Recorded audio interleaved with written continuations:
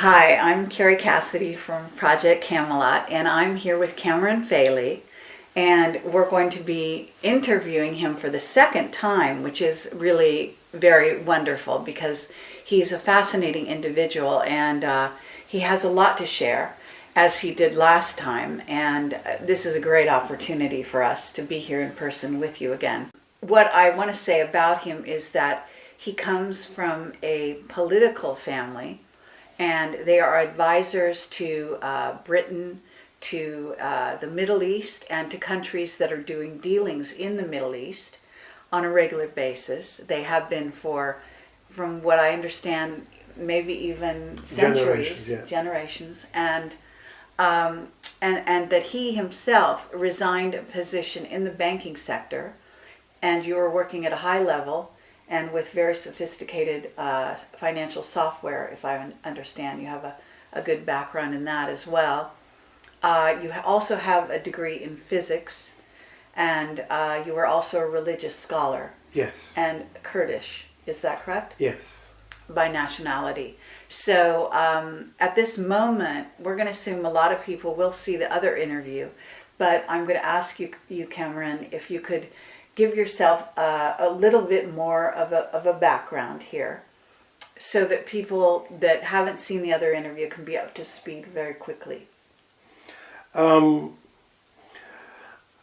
family has always been involved in helping the local either governments or tribes or establishments to invest, to do their work in our countries. And in my side, on a personal level, when we ran away from the Iran-Iraq war, and there was a wholesale deportation of the Kurds from Iraq to Iran, we decided to pack up our stuff, leave our belongings and business, and just basically run away to wherever it was safe. We came into the UK.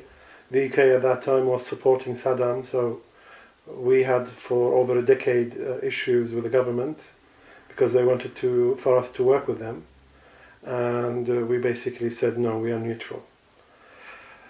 On a personal level, I went into Manchester University, finished physics. I also done a lot of astronomy. I've also went into religious institutions and went through all the studies that comparative religious done. And from then onwards, I went into both assisting politically the governments that were coming in after Saddam, working against Saddam actively.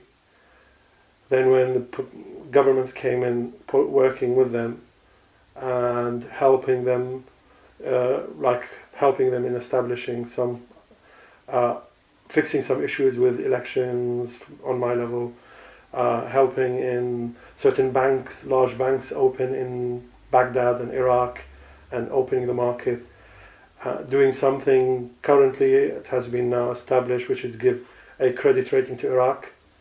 So a lot of push on my side to get that done. Now it has been done. Oh, okay. So they get like a B+. All right. Which is a very, very good news. But meanwhile, as a family, we are still working very strongly against the ISIS problem that's currently taking place. Yes, and actually, because I have just come from Turkey, I'm very interested. And of course, you will know about the bombing of, I'm not even sure how you say it, Palmyra? You know? Yes. When you look at Palmyra, I think it's something like that. When you look at what ISIS is doing, you realize that it's nothing to do with all their stated aims. When you just look at it methodically and take away what they say, you realize that what they're doing is they are removing every historical item that exists, which means somebody is paying them to remove history, to clear out history. Right. But why and who? Well, in order to be back in control of Babylon again, you need to get rid of every aspect that could change the history to be against you. Now, the only remaining country that wants, or the only remaining institution that are still interested in this and that era is Israel. So, and it's not Israel per se, it's those who are behind Israel, who have a purpose in Israel. And anybody could ask, why would Israel be an issue? Why couldn't they just stay where they are? Why would they need to expand and doing all that stuff?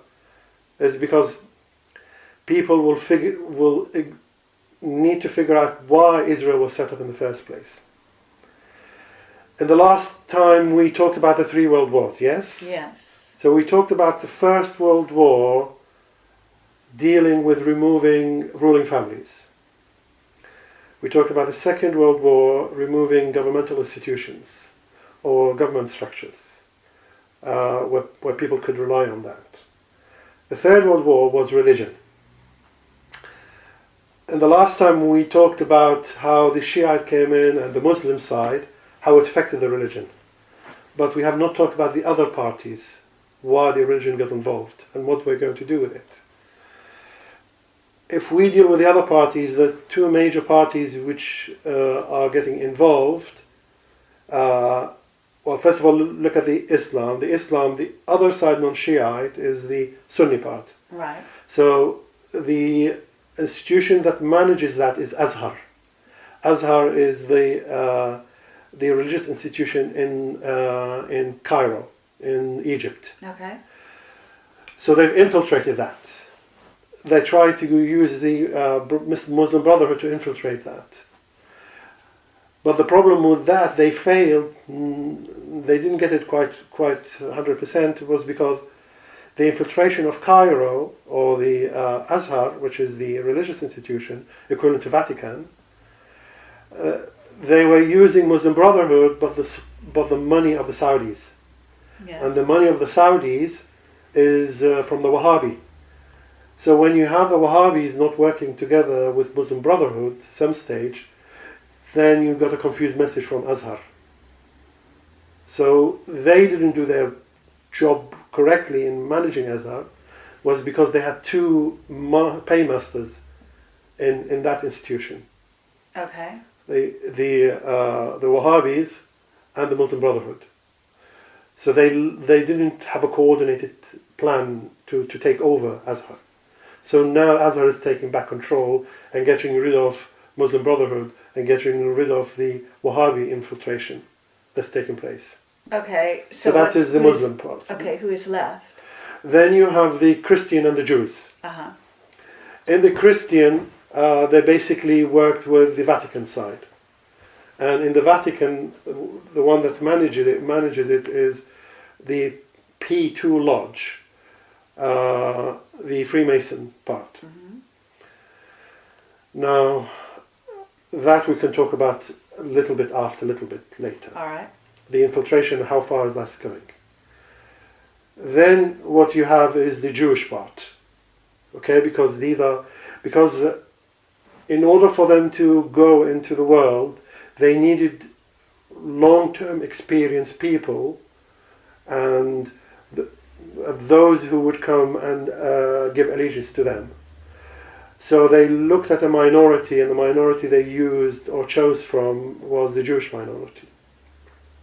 So they came into the Jewish sect and said, okay, how are we going to control it, make it fight with the others, and then give allegiance to us? Mm-hmm. And the only way you can do that is if you have their religious institution equivalent to the Vatican, equivalent to Azhar, to come and give the edict saying that the Jews are now working for the world government. The world government is now kosher. Because at that point, whatever the world government does, there are lots of parties, and not all of them will say that the world government is kosher. And to do that, they have to create the parliament that they used to have before. And the parliament, what do you call it? The Sanhedrin. that they need to set up back in the temple. The problem with the Sanhedrin, the only place that is allowed to do it is in the temple. That Moses did, and then Aaron did, and then it came down, and then you have the Solomon temple that then housed the Sanhedrin with all the artifacts to go with it to allow it to be a religious institution. Now that was dismantled 40 years after Jesus was taken up, which was 72. Mm-hmm. When Jerusalem fell by the Romans, they took it apart. So then you have the diaspora taking place, all the Jews coming in. But in order for all the Jews to accept this new change in thinking and theology, they have to have the Sanhedrin given the edict that then goes into the books that says these are now the new religious laws. So they have to have the temple rebuilt. They have to do that, because otherwise the Sanhedrin have no place for them to go in. They have to have a parliament built for the Jews in order for them to say, we agree now with the new world government. Okay, but where is this temple to be built? Right, so they said, let's go and build it somewhere where is our homeland. Create our homeland. So they had initially either Uganda, I'm not sure, in Africa, but definitely there was in Argentina. They wanted to go there. So they had all the plans going that way. But they made a mistake, because for them to do that, they created a sect called the Zionism. And the Zionism was to pull all the diaspora people, that's all his job is, to pull all the diaspora people, put it into the homeland, or new land, in order for them to build a temple and put the Jewish land again. And for that to take place, they had to bring in the main controllers of governments at that time, who had authority, which were the Christians. So they infiltrated the Christian sects, and they decided to put them under a new banner called Zionism. The problem with Zionism is when they were teaching the Christians to come their way, they said, okay, let's go and read the Torah, the Old Testaments. So as they look at the Old Testament, guess what's inside it? It says Palestine, a region, or not Palestine, it says basically the Jerusalem, and that is the place.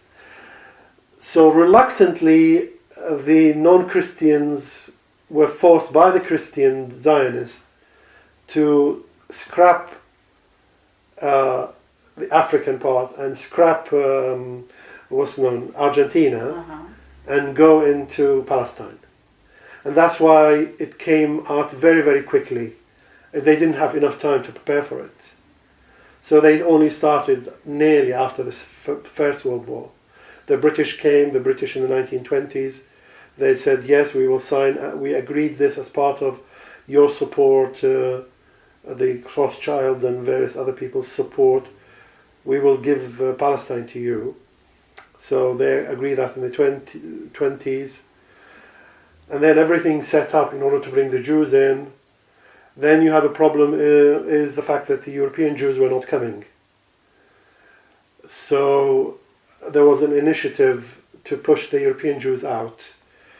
The only way they could see that happening is actually if they need to slaughter and take their money out. So Hitler obliged. Whereas before, he used to provide all the transportation for them. So a lot of the early movement of Jews were in support of government, the German government. Mm.